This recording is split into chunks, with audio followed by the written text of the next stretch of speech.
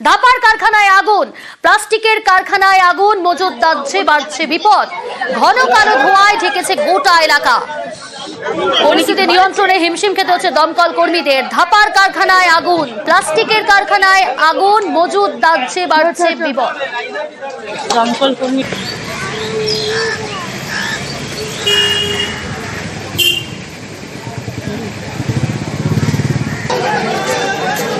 ধাপার কারখানায় অগ্নিকাণ্ডের ঘটনা, প্লাস্টিকের কারখানায় আগুন, মজুদ বাড়ছে বিপদ। ঘন কালো ধোঁয়ায় ঢেকেছে এলাকা।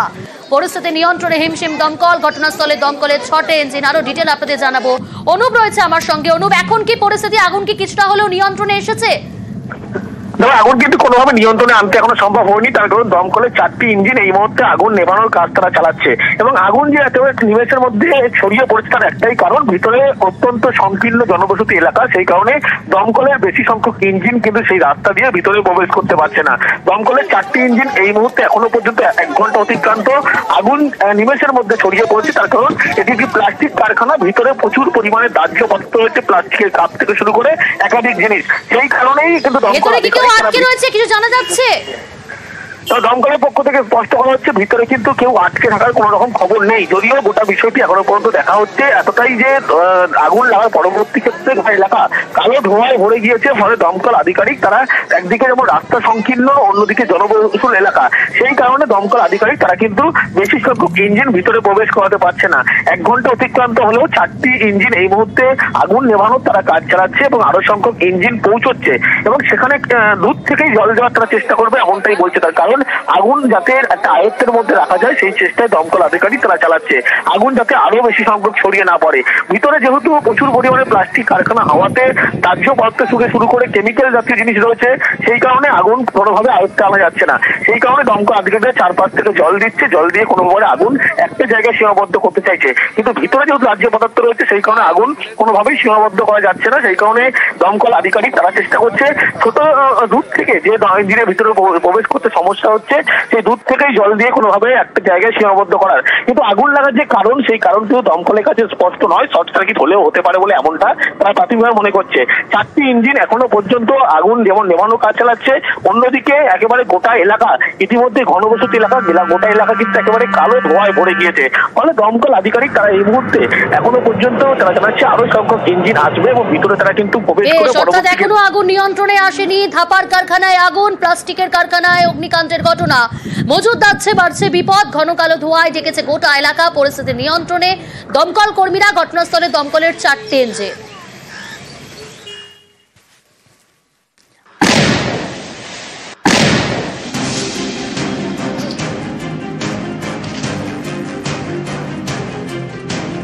এই হচ্ছে যেটা আসিফ শেখের বাড়ি, এখানে তল্লাশি চলছিল, অফিসাররা এবং জওয়ানরা ছিলেন, সঙ্গে সঙ্গে কিন্তু এখানে ব্যাপক বিস্ফোরণ হয়।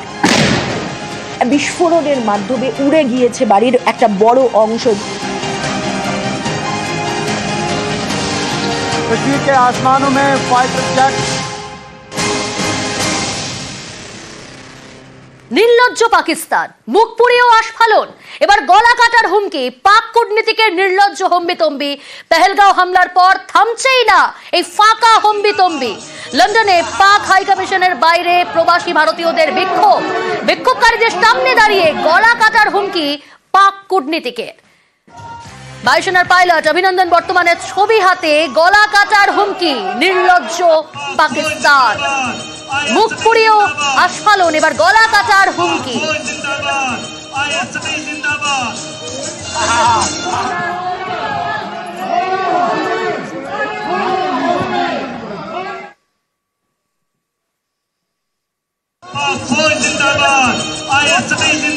লন্ডনে পাক হাই কমিশনের বাইরে প্রবাসী ভারতীয়দের বিক্ষোভ আর বিক্ষোভকারীদের সামনে দাঁড়িয়ে গলা কাটার হুমকি পাক কূটনীতিকের।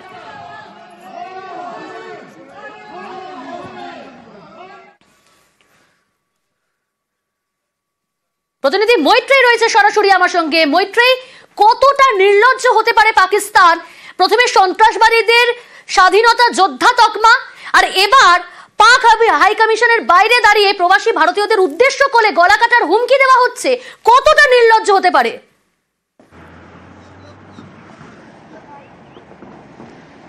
একেবারেই দেখো, এই ছবি কিন্তু পাকিস্তানের নির্লজ্জতাকেই বারবার করে আরো সামনে নিয়ে আসছে, বা বলা যেতে পারে যে পাকিস্তানের নির্লজ্জতার যে মুখোশ, যে মুখোশ পরে এতদিন পর্যন্ত পাকিস্তান ছিল, সেই মুখোশটাকেই আস্তে আস্তে খুলে দিচ্ছে। তুমি যদি একের পর এক ঘটনা প্রবাহ দেখো, যখন এই পহেলগাঁও অ্যাটাক হচ্ছে তার ঠিক 7 দিন আগেই পাকিস্তান সেনা প্রধানের বক্তব্য, যে বিবৃতি অত্যন্ত উস্কানিমূলক ছিল, এবং যেটা মনে করা হচ্ছে যে সেই উস্কানিমূলক বক্তব্যের পরেই এই অ্যাটাকের সেখান থেকে সূত্র বাঁধা হয়ে গিয়েছিল এই অ্যাটাকের।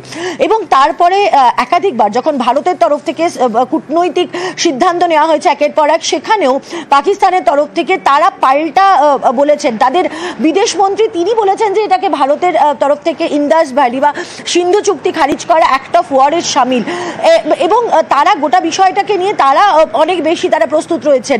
পাক হাই কমিশনের বাইরে যখন প্রবাসী ভারতীয়রা তারা যখন প্রতিবাদ করছেন, সেই সময় দাঁড়িয়ে পাক হাই কমিশনারের তার যে বডি ল্যাঙ্গুয়েজ, যে অঙ্গভঙ্গি তিনি দেখাচ্ছেন, তার থেকেই কিন্তু বোঝা যায় যে পাকিস্তান কতটা নির্লজ্জ জায়গায় রয়েছে, এবং এতজন মানুষের যে মৃত্যু হয়েছে, এবং সেটা যে পাকিস্তানের ভূমিতে থেকে পাকিস্তানের পয়সায় এই অর্কেস্ট্রেটেড যে খুনটা হয়েছে, বা যে হত্যালীলা হয়েছে, যে অপারেশন চালানো হয়েছে, যে হামলা হয়েছে, সেটার যে একটা বড় অংশের দায়ভার পাকিস্তানের, সেই দায়টা তো তারা নিতে রাজি নয়। উল্টে তারা এমন বডি ল্যাঙ্গুয়েজ দেখাচ্ছেন যেটা আরো অনেক বেশি উস্কানিমূলক। কোথাও গিয়ে মনে হচ্ছে যে পাকিস্তানও চাইছে যে ভারত আরো বেশি অ্যাগ্রেসিভ হোক, তাহলে তারা কোথাও তাদের একটা সুবিধা হবে। তারা কি সেই অ্যাগ্রেশনটাকে কি আরো বেশি চাগিয়ে দিতে চাইছেন? সেটাই কি তাদের উদ্দেশ্য? সেই প্রশ্নও কিন্তু উঠছে। কিন্তু আক্ষরিক অর্থে তাদের যে বডি ল্যাঙ্গুয়েজ এবং তাদের যে অ্যাকশনস যেটা দেখা যাচ্ছে, সেটা কিন্তু একেবারেই, তারা দুঃখ প্রকাশ তো দূরের কথা, যে এতজন মানুষকে হত্যা করা হয়েছে। আন্তর্জাতিক মহলে যেখানে রাষ্ট্রসংঘ নিন্দা করেছে, মুখ পুড়েছে আন্তর্জাতিক মহলে, তারপরও এই বড় গলা পাকিস্তানে।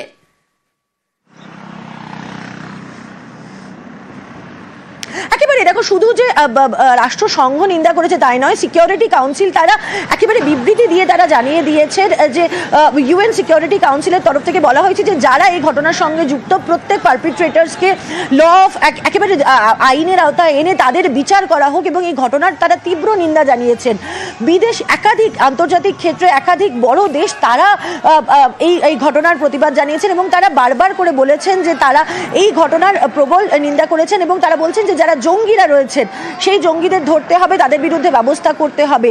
গোটা বিশ্বব্যাপী যখন প্রবল নিন্দা চলছে এই যে ঘটনার, সেখানে দাঁড়িয়ে পাকিস্তানের যে ভূমিকা দেখা যাচ্ছে তা কিন্তু অত্যন্ত নির্লজ্জের ভূমিকা। এর আগেই আমরা দেখেছি যে একাধিক দেশের তরফ থেকে ভারতকে জানানো হয়েছে যে তারা ভারতের পাশে রয়েছে, এই জঙ্গি দমনের যে প্রক্রিয়া রয়েছে সেই প্রক্রিয়ায় তারা সঙ্গে রয়েছেন ভারতীয়। কিন্তু যে নির্লজ্জতা পাকিস্তান দেখাচ্ছে, বারবার করে প্রমাণ করছে পাকিস্তান যে কতটা তারা নির্লজ্জ। আমরা কথা বলেছিলাম অবসরপ্রাপ্ত সেনাকর্তা ব্রিগেডিয়ার প্রবীর সান্যাল এবং আন্তর্জাতিক সম্পর্ক বিশেষজ্ঞ অনিক চট্টোপাধ্যায়ের সঙ্গে। তারা কি বলেছেন শুনুন। পাকিস্তান জানে যে এইবার ইন্ডিয়া যেরকম রিয়াকশন দেবে সেটা বালাকোটের চেয়েও বড় আর বেশি হবে। পাকিস্তানের যে আর্মড ফোর্সেস এর যে সাইজ, ওটা ইন্ডিয়ার 10 ভাগের 1 ভাগ। এটা পাকিস্তান জানে। পাকিস্তানের কাছে পয়সা নেই ওয়েপন সিস্টেমস দের মডার্নাইজ করার জন্য। পাকিস্তান আর্মির ফিলসফি হচ্ছে death of India by 1000 cuts. ইন্ডিয়াকে ছোট ছোট আঘাত করতে করতে আমরা ইন্ডিয়াকে পরাস্ত করব কিংবা শেষ করব। এটা কোনোদিন পাকিস্তান করতে পারবে না।